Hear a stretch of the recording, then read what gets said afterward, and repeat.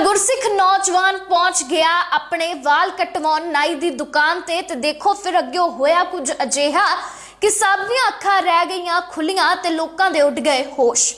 सत श्री अकाल, तुसीं जुड़े हो साडे यूट्यूब चैनल दे नाल, जिथे गल आउंदी है कि लोग आखदे ने सानू सिक्खी साडी जान तो भी ज्यादा प्यारी है। पर अजिही गल एक तुहानूं दस्सण जा रहे हैं जिथे कि एक गुरसिख व्यक्ति जिसने कि केस रखे हुए सी, दाड़ा रखिया होया सी, पर उसनूं लोग पिंड दे विच बाबा बाबा कहंदे सी, जिस कारण वो बेहद परेशान सी ते उसदे दिमाग दे विच बहुत वार ये चीज़ आई कि वो अपने बाल कटवा देवेगा। पर हमेशा वो अपनी माँ करके नाई दी दुकान दे कोलों वापस मुड़ आंदा, क्योंकि उसदी माता दा सपना सी कि उन्हां दा पुੱਤ सिक्खी रूप धारण करे ते अपने आउण वाले समय दे विच बच्चिआं नूं भी ये सारे गुण सिखाउण कि असली सिख की हुंदा है। अपनी माँ दी गल मन्नण दे लई वो हमेशा ही जिहड़े बाल कटवाउण ते जांदा सी, पर वापस मुड़ आंदा सी कि उसदी माँ नूं चंगा नहीं लगेगा।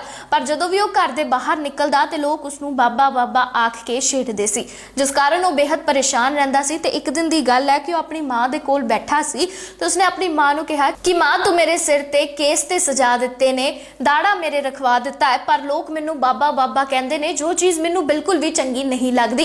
तो हुण मैं चाहना आ कि मैं अपने केस भी कटवा देवां ते अपनी दाड़ी भी कटवा देवां, पर मैं सिर्फ तेरे करके चुप हो जाना है क्योंकि तू ये चाहनी है कि मैं सिक्खी रूप धारण करा, तू मैनू सिक्खी रूप दे विच वेखना चाहनी है।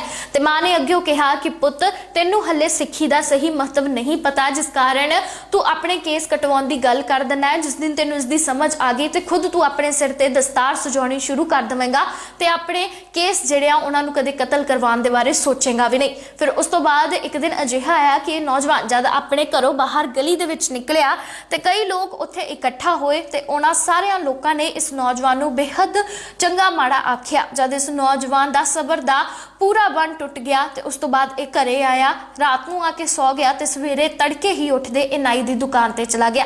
ए नाई दी दुकान दे बाहर खड़ा पहला तो सोची जावे कि मैं अंदर जावां या ना जावां, मेरी माँ नूं बुरा लगेगा, उसनूं ये बिल्कुल भी चंगा नहीं लगेगा कि मैं अपने केस कतल करवाया आ।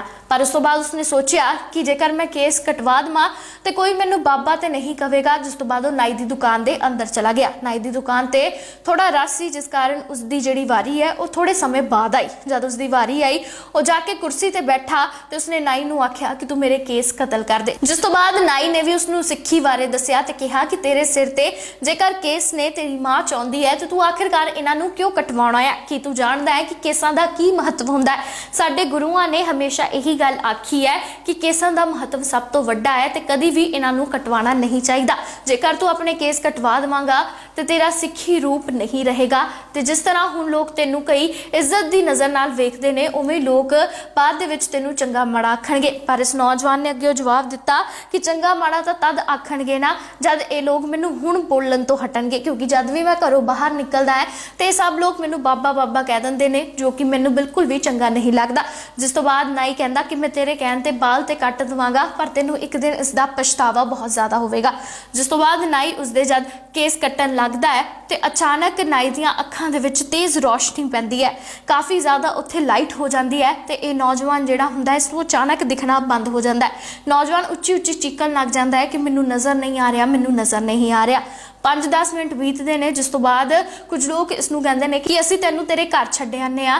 तो जदों नाई दी दुकान दे विचों बाहर निकलते हैं तो आ नौजवान इसनूं अचानक दिखण लग जाता है तो कहता है कि मैनूं हुण सब नज़र आ रहा है, हुण मैं अपने केस कटवा लवां। ये फिर तो जाके कुर्सी ते बैठदा है तो उही सब कुछ दोबारा तो हुंदा है, इसनूं फिर तो दिखना बंद हो जाता है, चीकण लग जाता है।